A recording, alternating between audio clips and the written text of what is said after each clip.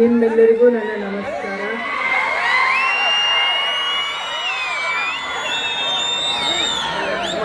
ನಿಮಗೆ ನಾನು ನೋಡಿದ್ರೆ ಅಷ್ಟು ಮಾತಾಡ್ತೀನಿ ಅಂತ ಅನ್ಸುತ್ತಾ?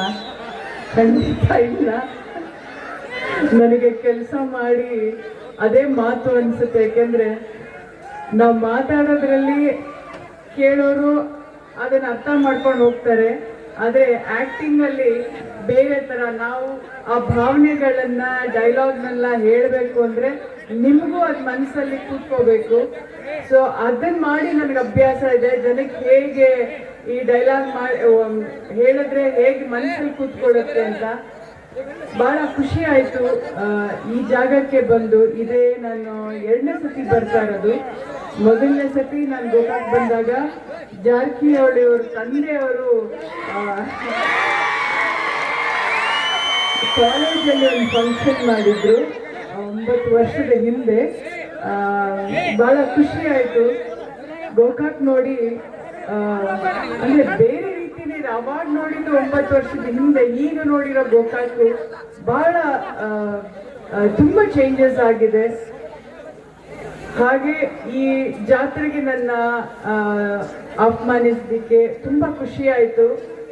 ಯಾಕಂದ್ರೆ ನಾನು ಸಾಧಾರಣ ಎಲ್ಲೂ ಬರೋಳೆ ಅಲ್ಲ. ಇವರೆಲ್ಲ ಬಂದು ನಮ್ಮ ಮನೆಗೆ ಬಂದು ಇಲ್ಲ ನೀವು ಬರಲೇಬೇಕು ಈ ಜಾತ್ರೆಗೆ ಅಂತ ಕೇಳ್ಕೊಂಡು, ಸೊ ಕ್ರೆಡಿಟ್ ಅವ್ರಿಗೆ ಹೋಗ್ಬೇಕು. ಎಲ್ಲ ಇಲ್ಲಿದ್ದಾರೆ ನೋಡಿ, ಎಲ್ಲ ಅವ್ರಿಗೆ ಹೋಗ್ಬೇಕು ಕ್ರೆಡಿಟ್, ನಾನಲ್ಲ. ಅಮ್ಮ ಕರ್ಸ್ಕೊಂಡಿದ್ದಾರೆ ನನ್ನ ಈ ಜಾತ್ರೆಗೆ.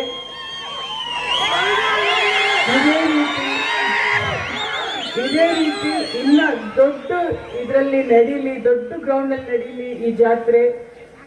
ಇದೇ ರೀತಿ ಈ ತರ ಕಲಾವಿದರನ್ನ ಕರೆಸಿ ಸನ್ಮಾನ ಮಾಡಲಿ ಅಂತ ಕೇಳ್ಕೊಂತ ನನ್ನ 2 ಮಾತು ಮುಗಿಸ್ತೀನಿ. ನಿಮ್ಮ ಪ್ರೀತಿ ಪ್ರೋತ್ಸಾಹ ಸದಾ ನಮ್ಮ ಕಲಾವಿದರ ಮೇಲೆ ಇರಲಿ ಅಂತ ಕೇಳ್ಕೊಂತ ನನ್ನ 2 ಮಾತನ್ನು ಮುಗಿಸ್ತಾ ಇದ್ದೀನಿ. ನಮಸ್ಕಾರ.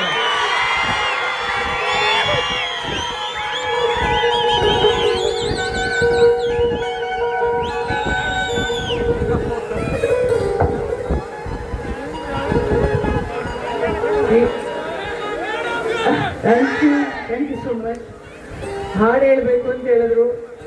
ನಾನು ಬರೀ ಬಾತ್ರೂಮ್ ಸಿಂಗರ್ ಅಂತಾನೆ ಹಾಡ್ಕೊಂಡು ಬಂದಿರೋಳು. ನಾನು ಎಲ್ಲೂ ಸಂಗೀತ ಕಲ್ತಿರೋಳಲ್ಲ. ಬಟ್ ತಪ್ಪಿದ್ರೆ ಕ್ಷಮಿಸ್ಬಿಡಿ.